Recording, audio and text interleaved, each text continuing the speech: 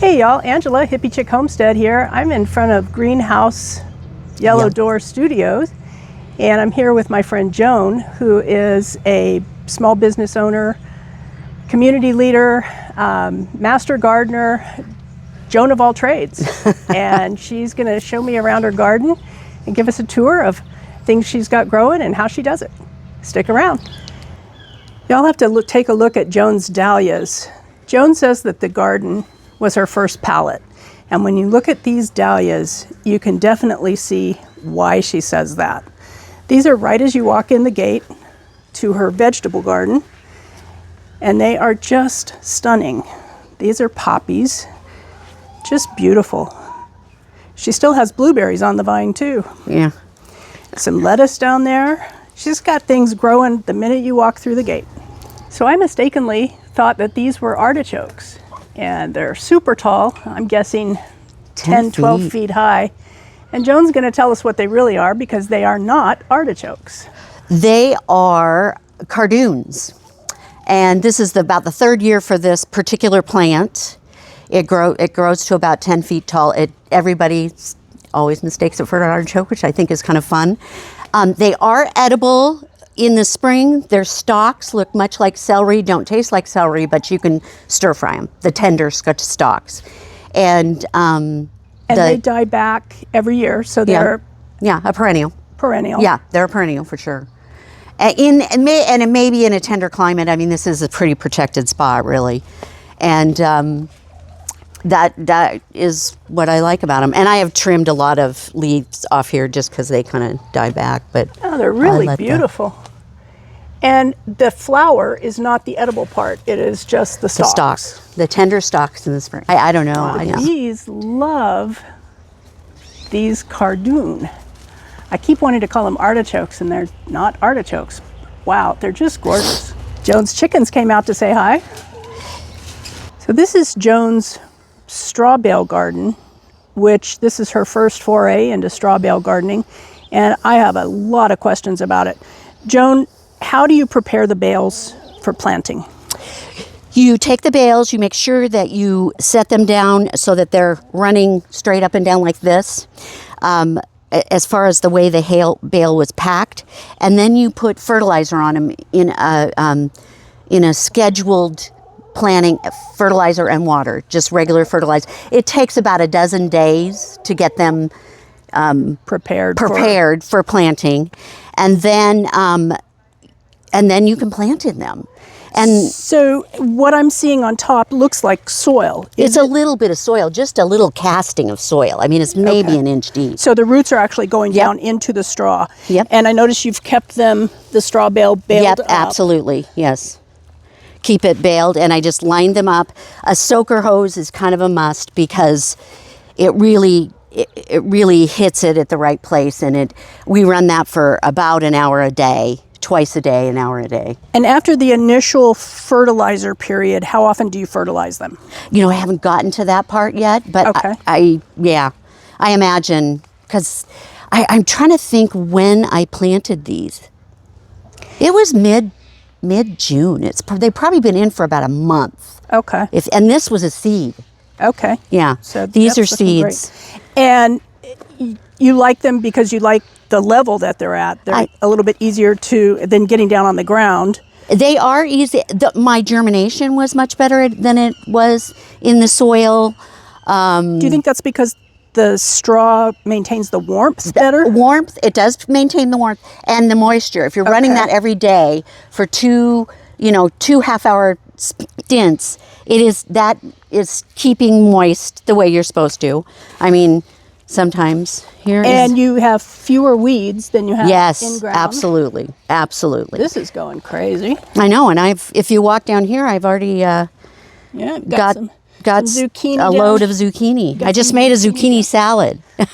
Oh my goodness! Look at these zucchini. This is more. Yeah. Wow. You always have too much zucchini. Yeah, well, that's okay. Every neighbor gets zucchini. Yeah, and this is watermelon. Yes, first time I've ever. I did try and grow it one time in the greenhouse, because I thought, it's going to be really warm in there, but it just was too warm.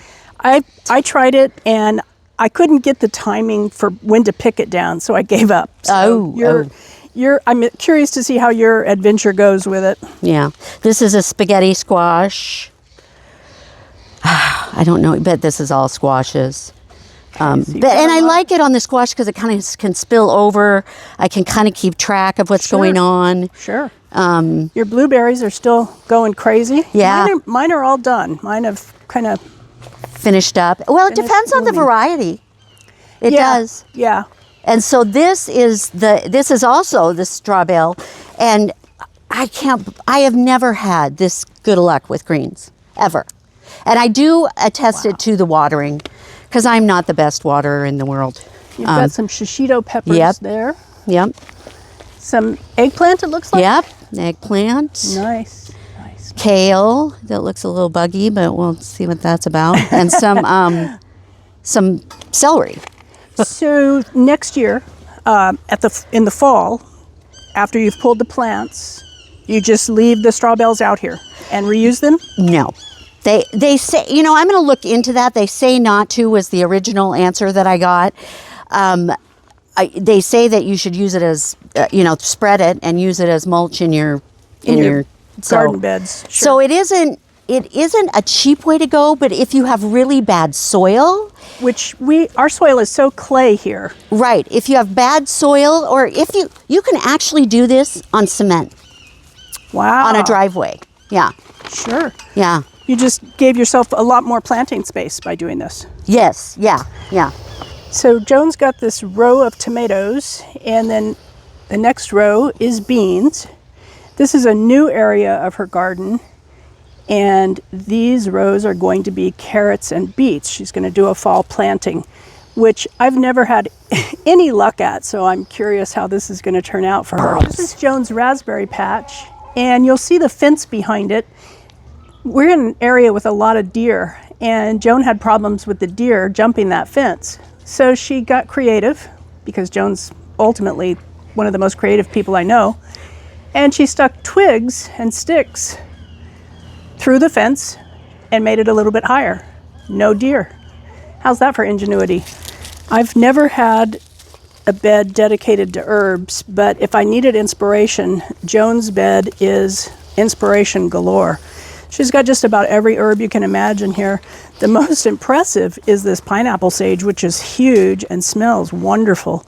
She's got lemongrass down below it, some rosemary, some marjoram, some sage. Definitely all doing well and providing me with a lot of inspiration for my own herbs. These are Joan's peppers in a raised bed. She's got them really well mulched. Like a lot of people, Joan says she struggles with peppers. And I suggested planting them closer together, which she did with these.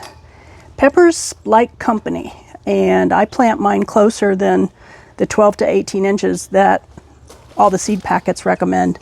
I put them right next to each other. They just they go nuts. So if you're having trouble with peppers, put them in a warm spot, give them a friendly neighbor to grow with, and they'll do better. This is Joan's trumpet vine, and I see a wisteria in there. Yeah, on the other end. And it gives some shade to her work area. It also just adds gorgeous color to the whole area. It's really beautiful. Joan's 8 to 10-year-old fig tree is producing, and we notice that a lot of the figs are in different stages of ripeness. Some are ready, like the one on the far right, and others are a little bit slower to develop. No real reason for that, but if you've got a fig tree and noticed the same thing, drop a note in the comments and let me know. It's got a lot of little baby figs coming on. So that was my visit to Greenhouse Yellow Door Garden with my friend Joan. She's growing some unique and different things and trying some different ways of growing than what I grow in my garden, and it looks like she's having great success.